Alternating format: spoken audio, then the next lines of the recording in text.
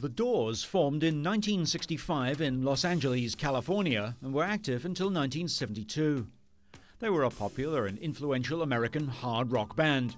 Their hits included Light My Fire and Riders on the Storm, The End, Morrison Hotel, and Ghost Song. Your hair, my pretty child, my sweet one. Choose the day and choose the sign of your day, the day's divinity. First thing you see.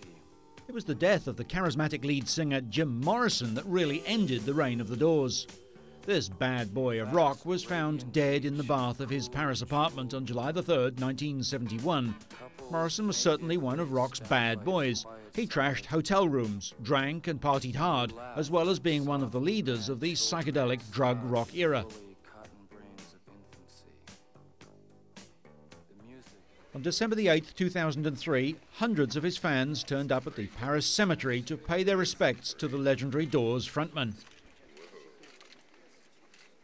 It would have been Morrison's 60th birthday, but for many hardcore Doors fans, it's hard to picture Jim Morrison as anything other than the young, sleek rock star he portrayed during his lifetime. He was only 27 at the time of his death.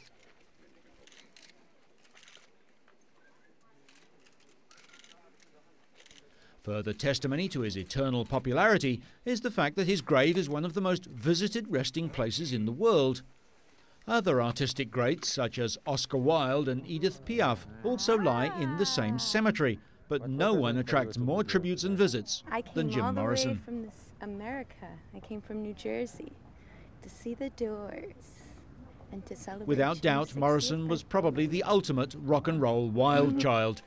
However, Florida historians have discovered a 40-year-old film clip of a clean-cut Jim Morrison that will give fans a different view of the Doors singer before his wilder days.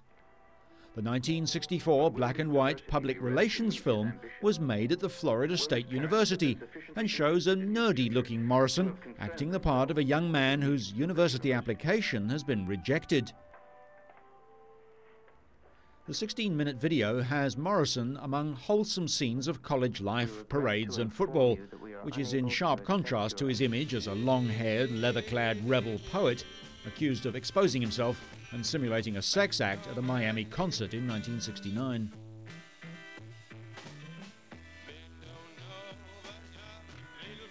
In the film, the Florida native plays a dejected would-be university student who reads a rejection letter from a school and then earnestly questions a school administrator as to why he can't go to college. Roughly 3 times as many of your sons and daughters will be seeking admission to Florida's State University. This rare film was among many turned over by the Florida State University to the state archives and contained no identification or credit for Morrison, who would have been around 20 years old when it was made.